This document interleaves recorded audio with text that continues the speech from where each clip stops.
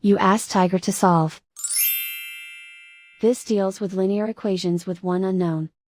The final result is x equals 32. Let's solve it step by step.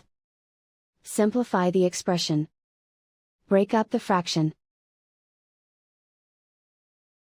Find the greatest common factor of the numerator and denominator. Factor out and cancel the greatest common factor. Simplify the arithmetic. Group all constants on the right side of the equation. Subtract 6 from both sides. Simplify the arithmetic.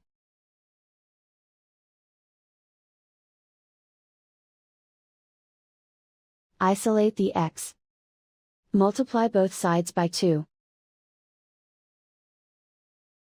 Group like terms. Multiply the coefficients.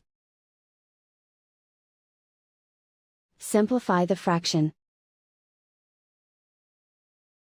Simplify the arithmetic. And so the final result is x equals 32.